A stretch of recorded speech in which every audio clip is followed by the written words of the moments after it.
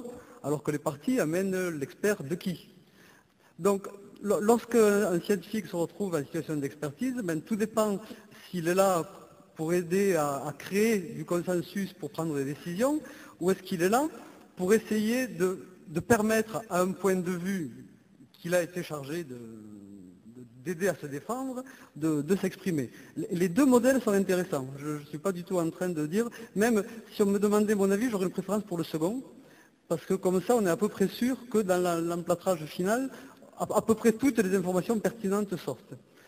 Bon, maintenant, le modèle de l'IPCC, et ce qui est en train d'essayer de se mettre en place sur la biodiversité, histoire que j'en dise un mot, c'est-à-dire à travers une initiative qui s'appelait IMOCEB, qui consistait à essayer de mettre en place en matière de biodiversité quelque chose sur le modèle du GIEC, sachant qu'actuellement, dans le monde, en Europe, en France, l'expertise de biodiversité est médiatisée par les ONG.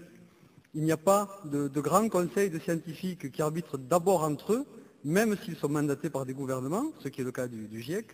En matière de biodiversité, on a des ONG, le WWF, le FNE, je ne trouve plus le mot de Conservation International, qui ont été, c'est pas vraiment autoproclamées, parce qu'en fait elles ont montré que la qualité de leur travail justifiait qu'elles soient dans ce rôle d'expertise. Et d'ailleurs, pour dire que ce n'est pas forcément une catastrophe, dans cette expertise, elles amènent des chercheurs et des profs d'université. Elles n'amènent pas des militants. Les militants militent, et quand une ONG est chargée de faire une expertise, elle mobilise des scientifiques qui sont exactement les mêmes. C'est simplement le canal de mobilisation qui est différent.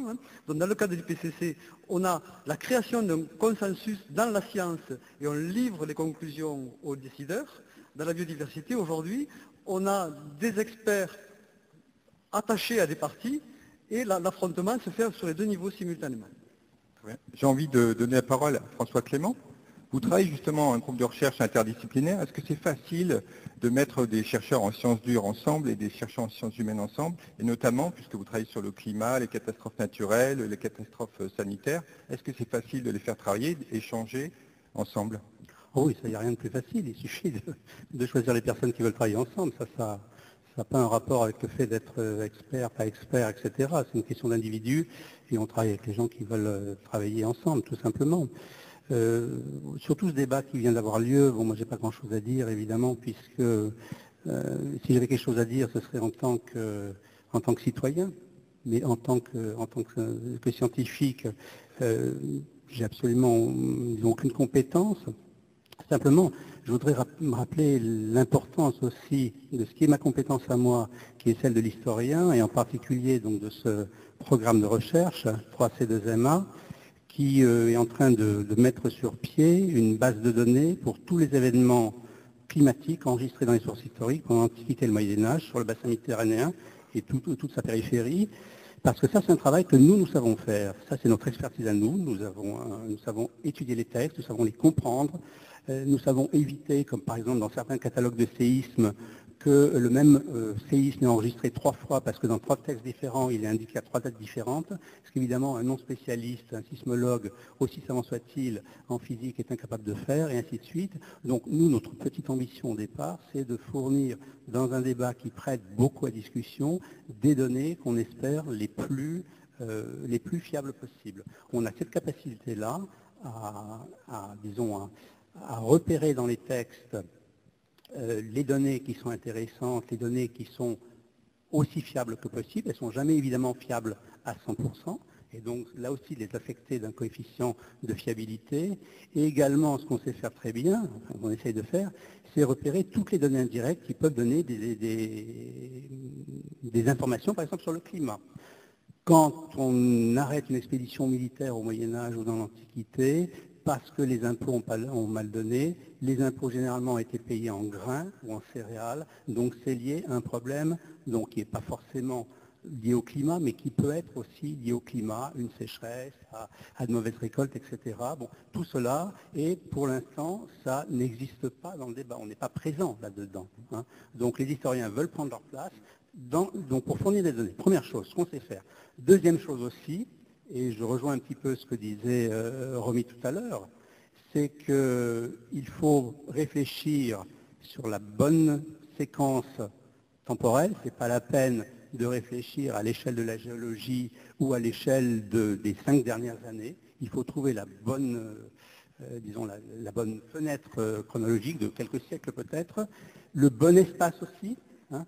Quand on parle de l'optimum climatique médiéval, très bien pour l'Europe occidentale, mais il n'est absolument pas établi pour d'autres régions, ne serait-ce que du bassin méditerranéen.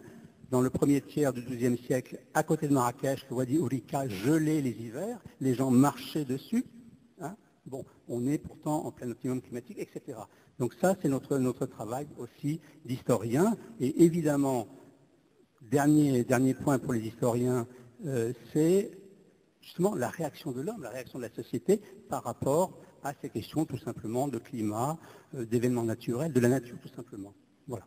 L'historien parle du temps, justement le temps nous est compté. Merci. Il nous reste 4-5 minutes, donc je donne 1 minute de conclusion à chacun de nos invités. Ronan Dantec, vous commencez? Oui, puisque Une petite minute. Oui, je voulais juste rebondir sur ce qui avait été posé comme question qui était très pertinente de la part des jeunes générations qui sont dans la salle.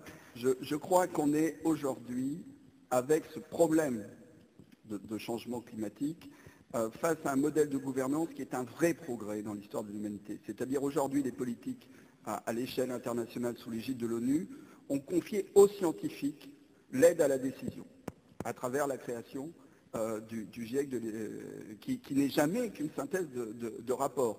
Alors moi, ce type de débat, j'écoute avec attention M. Courtillot, je regarde surtout comment il se positionne, comment il essaye de jouer avec la salle, est-ce qu'il joue sur des arguments scientifiques, pas scientifiques, tout ça c'est extrêmement intéressant pour moi, mais il n'a aucune influence, et heureusement, sur la décision politique. C'est-à-dire la décision politique est nourrie par le rapport du GIEC, qui est le lieu du consensus scientifique mis en place au niveau international.